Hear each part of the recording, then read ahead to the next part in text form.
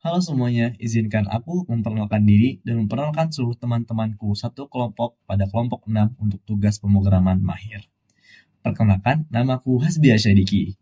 Aku juga ditemani oleh Muhammad Rafli, Asyaj Abdul Qois, dan juga Arif Rahman Muda pada satu kelompok. Pada kesempatan kali ini, pada video kali ini, kami akan membahas dua hal. Yang pertama ialah seputar struktur data dan kedua ialah tentang rekursi.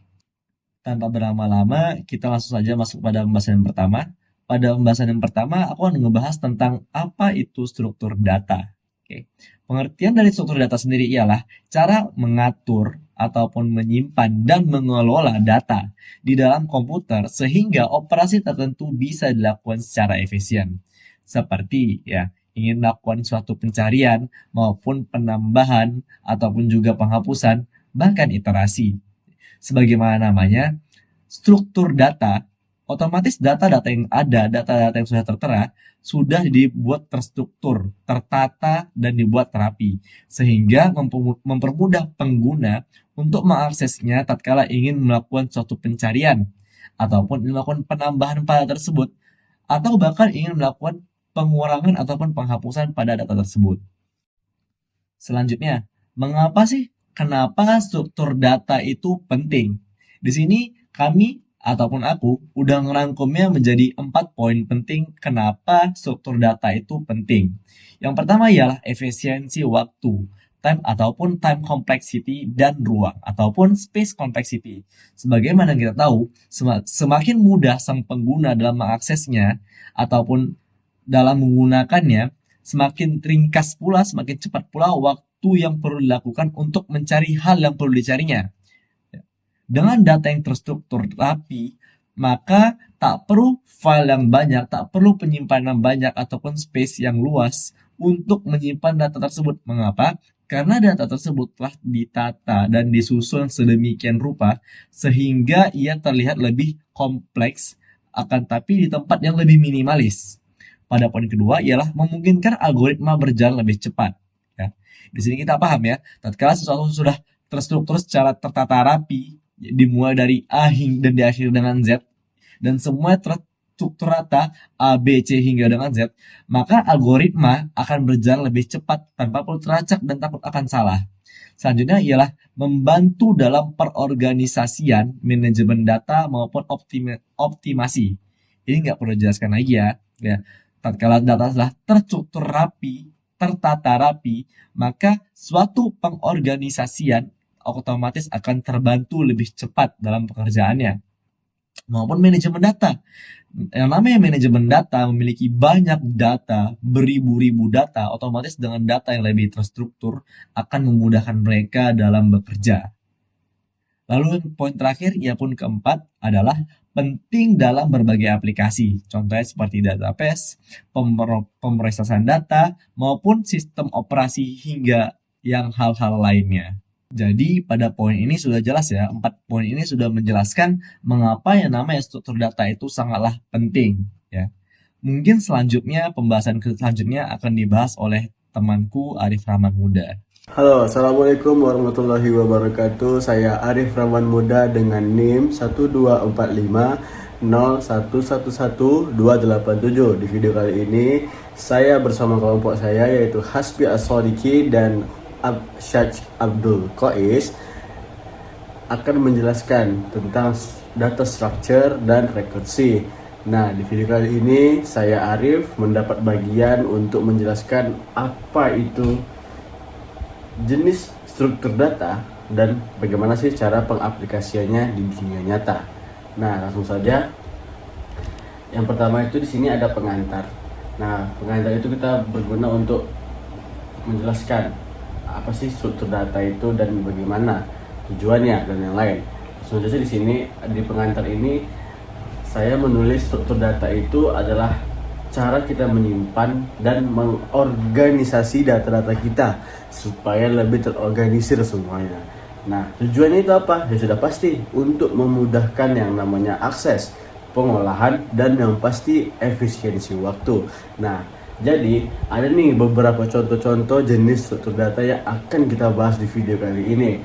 Yang pertama itu ada array, linked list, stack, key, tree, graph, dan hash table. Nah, dan tanpa berlama-lama lagi dan tanpa banyak omong sana sini, kita langsung saja masuk ke array.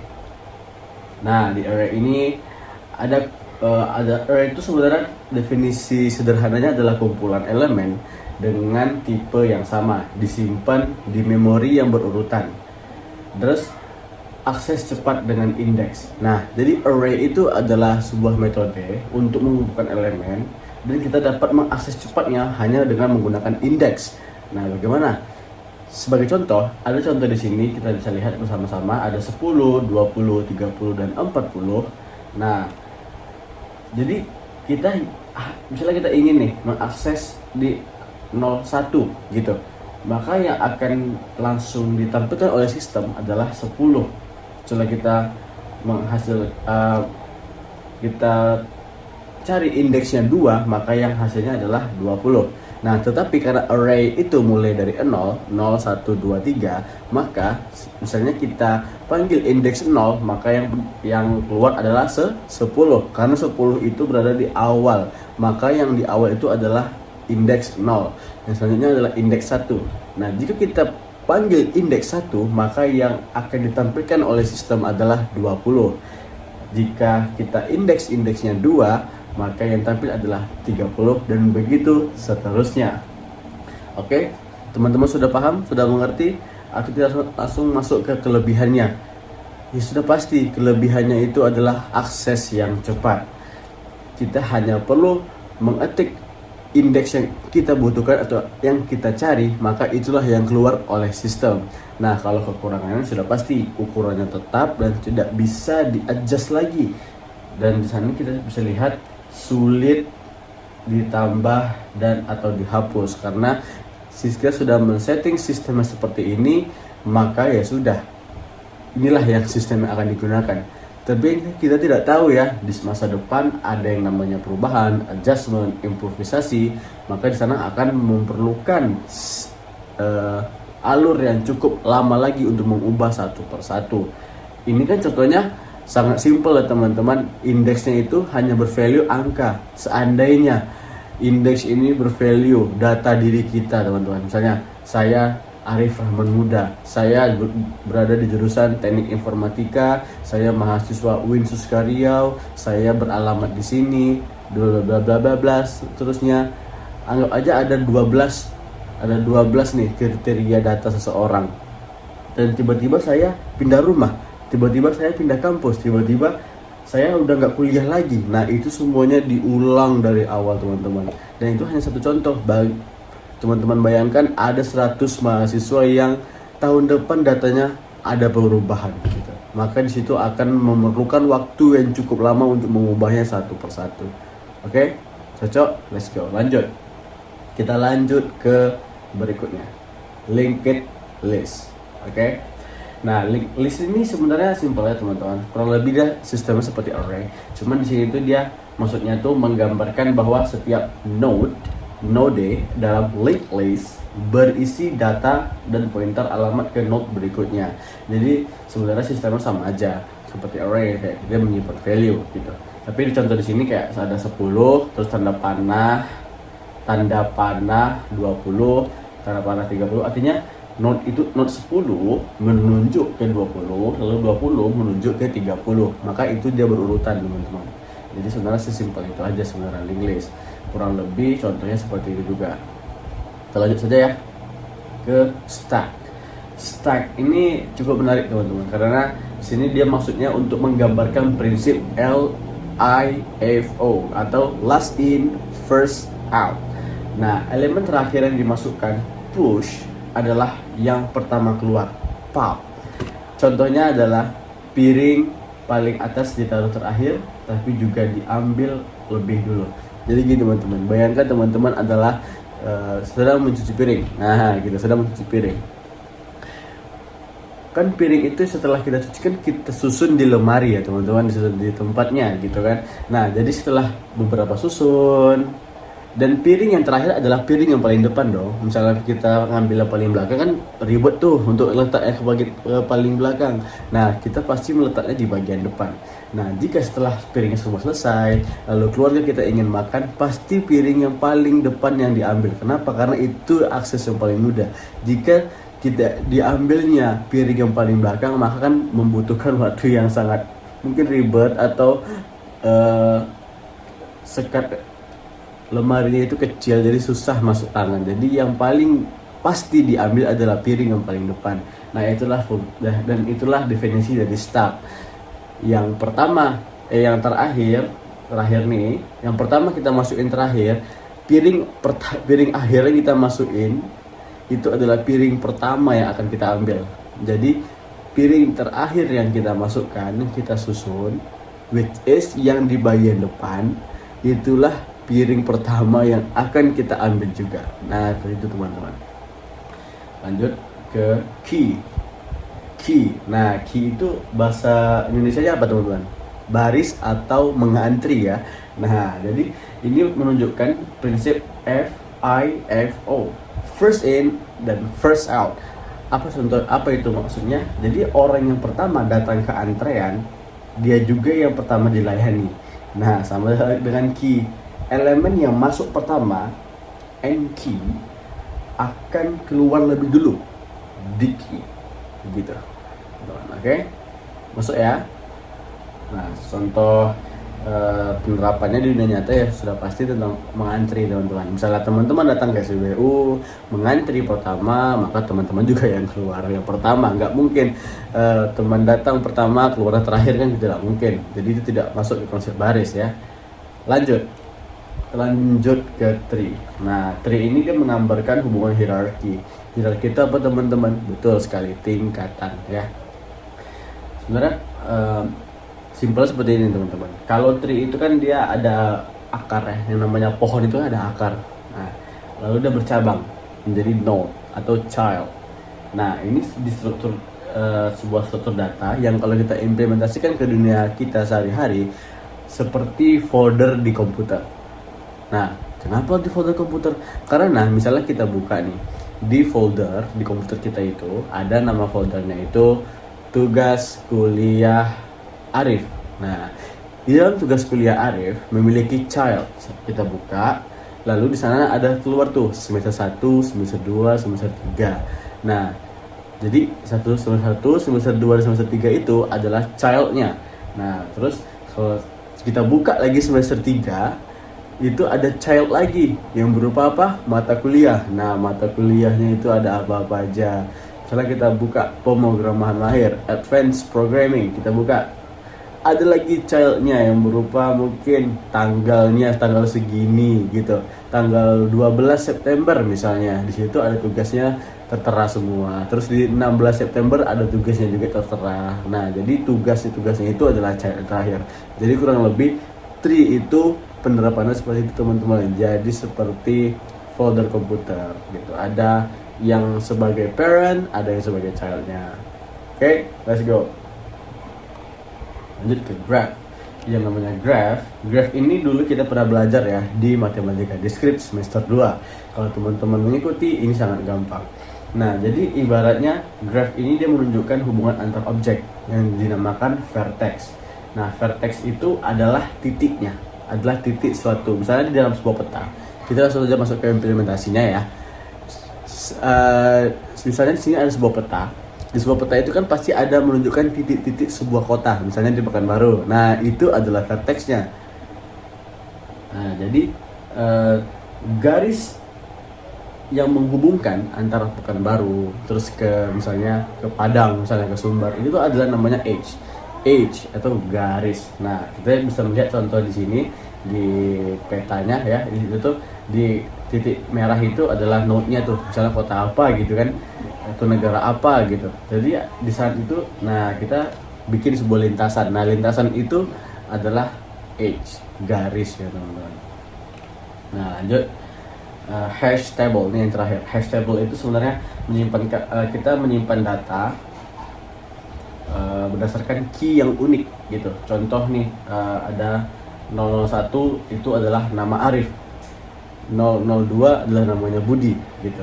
Jadi key itu diubah menjadi indeks menggunakan hash function lalu disimpan di dalam table.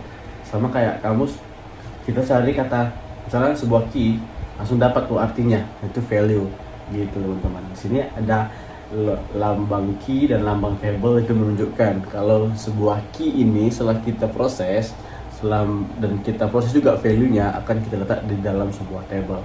Nah, begitu saja teman-teman. Semoga penjelasan jenis struktur data ini dapat teman-teman pahami, dan penjelasan selanjutnya akan dilanjutkan oleh teman-teman saya. Oke, see you. Assalamualaikum warahmatullahi wabarakatuh. Perkenalkan, nama saya Muhammad Afli dengan NIM 124501144023. Baiklah, di sini saya akan melanjutkan presentasi kelompok kami. Di sini saya akan menjelaskan bagian tentang rekursi. Apa sih itu rekursi? Rekursi adalah sebuah cara berpikir dalam pemrograman di mana suatu masalah besar dipecah menjadi masalah yang lebih kecil, yang bentuknya sama dengan masalah yang di awal. Masalah yang lebih kecil itu akan terus dipecah lagi, sampai akhirnya mencapai kondisi paling sederhana yang bisa langsung kita selesaikan. Contohnya bisa saja seperti boneka Matryoshka atau boneka dari Rusia. Boneka besar akan dibuka, di dalamnya akan ada boneka lebih kecil. Boneka kecil itu akan dibuka lagi, dan ada boneka yang lebih kecil lagi. Proses ini akan berlanjut sampai menemukan boneka terkecil yang tidak bisa dibuka lagi. Setelah proses-proses tersebut, boneka-boneka ditutup kembali satu persatu sampai semua selesai. Lanjut, dua komponen penting dalam rekursi. Ada dua komponen penting dalam rekursi, yaitu base case dan recursive case. Yang pertama kita akan membahas base case. Base case atau kondisi berhenti, yaitu titik di mana proses berhenti. Tanpa base case, proses akan berulang tanpa akhir atau infinite loop. Contoh dalam kehidupan sehari-hari, misalnya berhenti menghitung saat sudah sampai angka 0.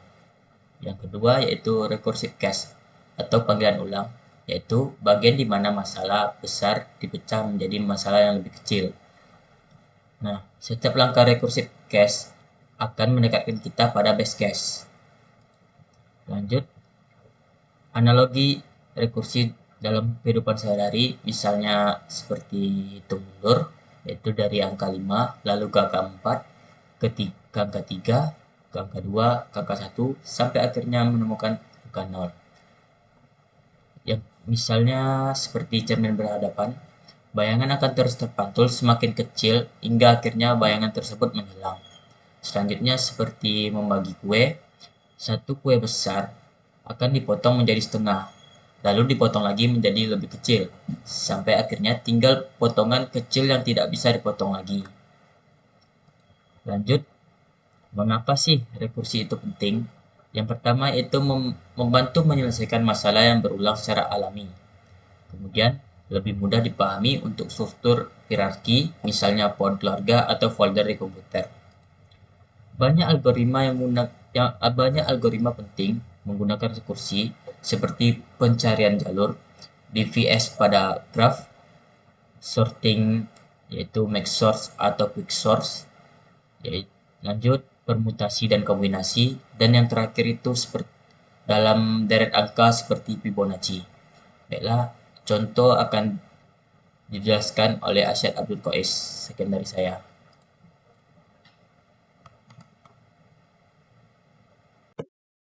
Assalamualaikum warahmatullahi wabarakatuh. Nama saya Asyar Abdul Qais dengan NIM 12450111345.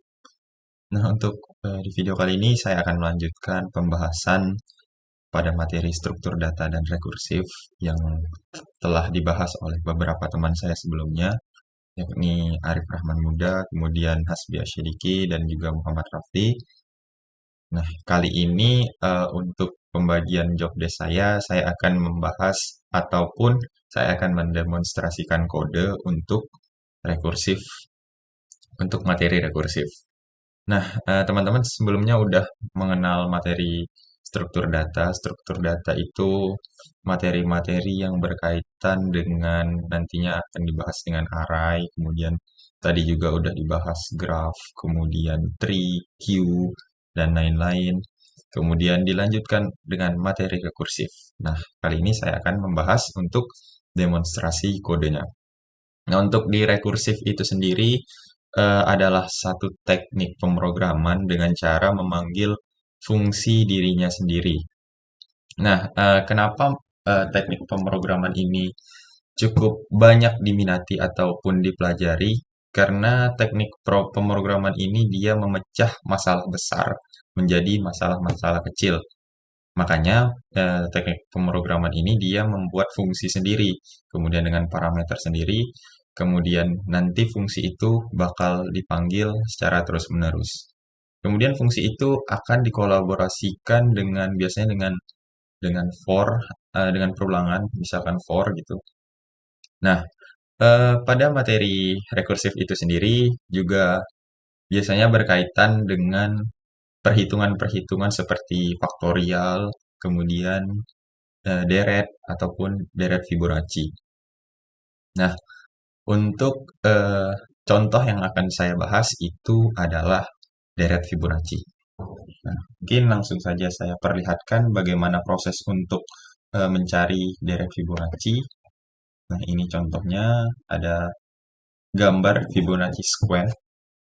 Di sini terdapat default 0 dan 1. Kemudian ada angka 1, 2, 3, 5, 8, 13. Maksudnya apa sih? Nah, angka 0 ini merupakan n pertama atau n1 dengan value-nya 0. Kemudian angka kedua ini dengan n kedua ini 1. Kemudian untuk hasil angka ketiga yakni 1 itu perhitungan dari n dikurang 2 dan n dikurang 1. Jadi 0 ditambah 1 sama dengan 1. Begitu juga di sebelahnya, yakni hasil perhitungan n dikurang 2 dan n dikurang 1. N dikurang 2 maksud saya plus ditambah n dikurang 1. Jadi 1 ditambah 1 sama dengan 2. Kemudian ke berikutnya juga. Hasil yang ketiga ini didapatkan oleh n dikurang 2 ditambah dengan n dikurang 1. Jadi n dikurang 2 itu 1, n dikurang 1 itu 2. Jadi 1 ditambah 2 sama dengan 3. Begitu pula yang 5, n dikurang 2 ditambah n dikurang 1. Jadi 2 ditambah 3 sama dengan 5. Dan 8 juga begitu, n dikurang 2, n dikurang 1. 3 ditambah 5 sama dengan 8, kemudian juga sama dengan 13. N dikurang 2, n kurang 1. 5 plus 8 sama dengan 13. Nah, deret ini akan berulang sampai inisialisasi yang kita mau itu didapatkan. Contoh saya mau nanti n-nya 10, jadi bakalan sampai deret yang ke-10 lah perhitungan itu dimulai. Ini kan baru 0, 1, 2, 3, 4, 5, 6, 7, 8. Ini baru 8, 8 suku ataupun 8 N. Nah, nanti bisa dibuat sebanyak 10, 12, tergantung beberapa yang kita mau. Nah, ini disebut dengan Fibonacci squares atau perhitungan deret Fibonacci. Nah, prosesnya seperti itu. Jadi dia menambahkan hasil dari suku sebelumnya, dua suku sebelumnya dengan suku sebelumnya. Jadi kemudian dua suku sebelumnya dan suku sebelumnya itu ataupun n kurang 2 dan n kurang 1 itu dijumlahkan sehingga ketemulah suku ketiga. Begitu juga suku keempat, berarti suku kedua ditambah suku ketiga, suku kelima begitu pula suku ketiga ditambah suku keempat. Nah, langsung saja untuk ke kode editornya. Untuk kode editor saya menggunakan di sini IntelliJ IDEA. Teman-teman bisa juga menggunakan NetBeans ataupun Eclipse. Dan untuk contohnya saya menggunakan bahasa pemrograman Java. Jadi untuk demonstrasi kode pertama perlu kita buat untuk kelas. Di sini nama kelas disesuaikan dengan nama file yang kita buat. Di sini Vibo. Kemudian di sini setelah membuat kelas kita bisa membuat fungsi statik untuk Vibo. Untuk maksudnya untuk fungsi untuk rekursifnya. Jadi public Vibo klik Vibo, kemudian integer, maaf, public static, integer, Vibo, kemudian di sini masukkan parameternya IMT.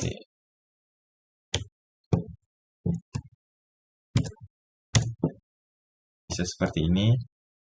Kemudian setelah membuat ini, kita bisa membuat parameter if.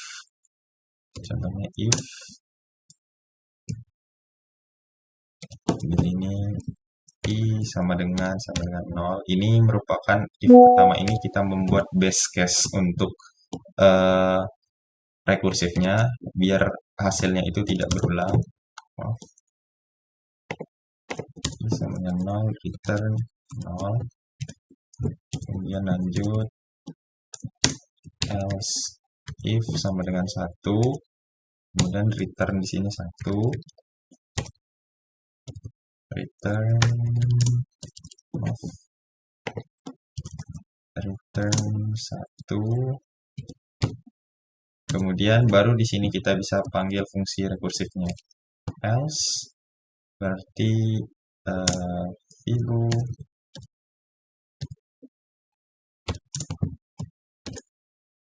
yang 1 ditambah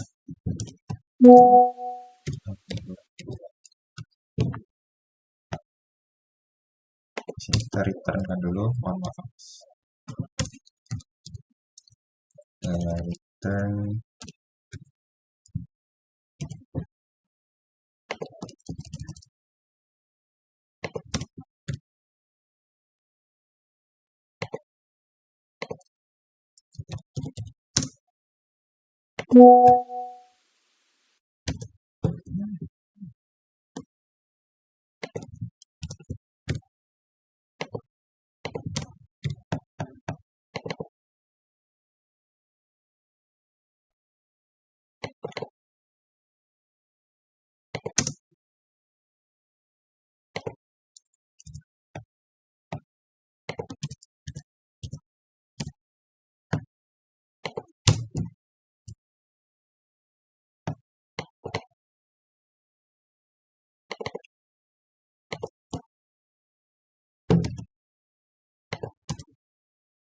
ada kesalahan blok kode di sini.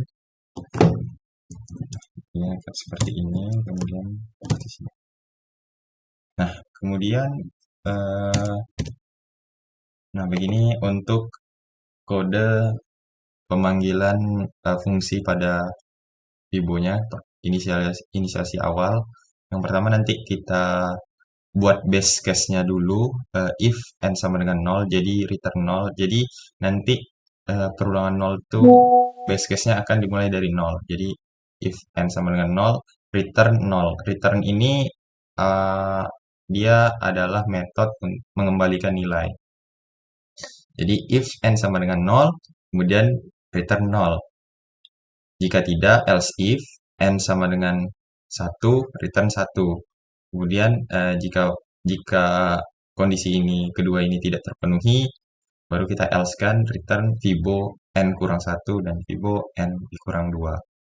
Nah, kira-kira seperti itu untuk base case dan fungsi rekursif di awal. Ini kurang. Nah, baru setelah itu bisa kita panggil fungsi itu ataupun kita tampilkan fungsi rekursif ini dengan cara kita panggil fungsi main dulu. Main function untuk Java. Public static void main string r. Kemudian bisa kita kita buat dulu, bisa kita tampilkan dulu untuk misalkan di sini bilangan, kemudian mohon maaf, kita harus inisialisasi baru dulu untuk memanggil hasilnya, misalkan integer jumlah sama dengan 10. Baru di sini bisa kita panggil jumlah plus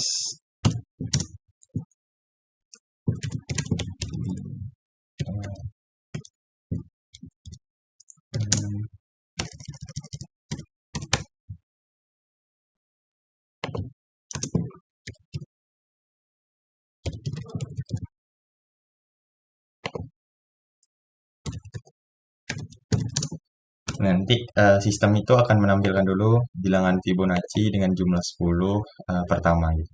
Bilangan Fibonacci 10 bilangan pertama. Nah, misalkan ini saya tambahkan sini bilangan pertama. Nah, kemudian setelah kita tampilkan ini baru kita buat untuk perulangan. Sebenarnya ini opsional. Ini sangat opsional, tapi untuk memudahkan pemanggilan aja biar rapi.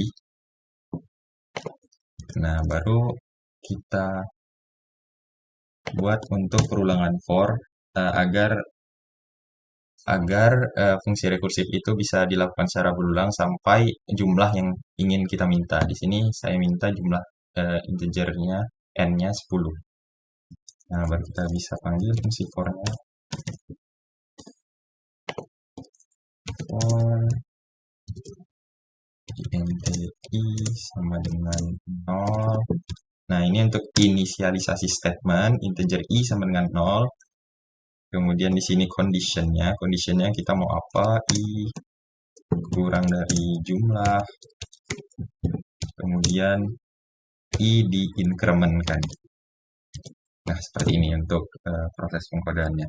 Nah, berarti kan di sini for inisialisasi statement integer i sama dengan 0. Kemudian untuk kondisinya i kurang dari jumlah, berarti awalnya i itu sama dengan 0, kalau i-nya kurang dari jumlah, i-nya ditambahkan. Jadi dari 0 nanti 1, 2, 3, 4, 5, 6, 7, 8, 9, 10. Ketika 10 kan itu perulangannya tidak bisa dilakukan lagi, makanya dia berhenti nanti. Baru post statementnya i-nya diinkrementkan. Kemudian kita panggil sini sound Fibo i plus jumlah. Nah, bisa seperti ini. Nah, ini adalah contoh kodenya ataupun demonstrasi kode untuk rekursif bilangan deret Fibonacci. Apabila kita jalankan, dia akan seperti ini. Nah, coba kita di sini kita print aja, jangan print biar dia menampilkan ke samping. Mohon maaf, di sini ada kesalahan. 10 bilangan pertama. Ini sebenarnya bilangan.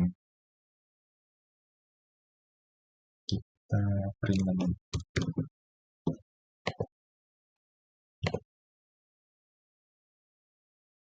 Jadinya seperti ini.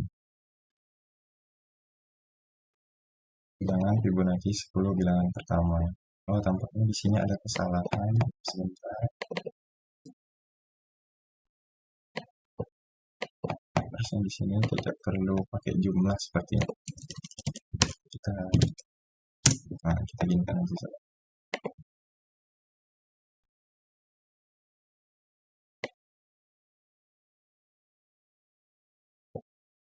Bilangan Fibonacci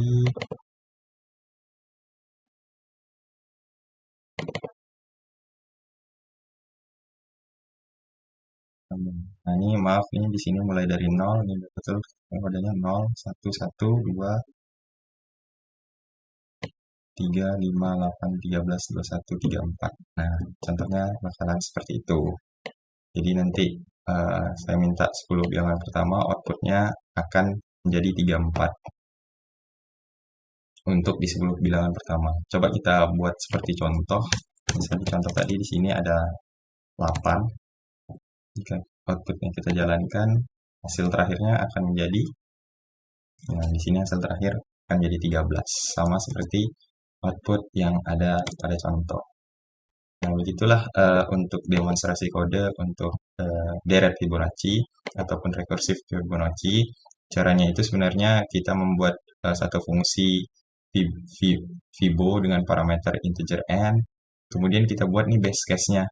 Jika n itu sama dengan 0, kita return 0. Kemudian jika n sama dengan 1, kita return 1. Dan jika tidak, kita return Fibo n kurang 1 dan n kurang 2. Ini untuk misalkan berarti kan ini udah suku ketiga ya. Jadi suku ketiga kurang suku kedua. untuk mencari hasil suku ketiga. Kemudian baru kita panggil hasil itu dengan cara kita panggil dulu main functionnya untuk menjalankan satu kode ini. Kemudian kita buat inisialisasi untuk bilangan apa yang ingin kita ambil, misalkan tadi n sama dengan 10 ataupun sekarang n sama dengan 8. Nah, baru di sini opsional, bisa mau panggil ini boleh, mau tidak juga boleh. Nah, seandainya saya tidak panggil, kita langsung ke perulangan for aja, dia langsung memberikan nilai. Seperti ini. 0, 1, 1, 2, 3, 5, 8, 13. Baru kita panggil for perulangannya untuk mengulang variabel i ini sampai ke jumlah 8 ini. Baru kita panggil fibo-nya. Kita panggil function fibo ini dengan parameter i. Dan nanti outputnya akan seperti ini. Nah, mungkin sekian demonstrasi kode untuk deret Fibonacci. Sekian dari saya, lebih dan kurang saya mohon maaf. Wassalamualaikum warahmatullahi wabarakatuh.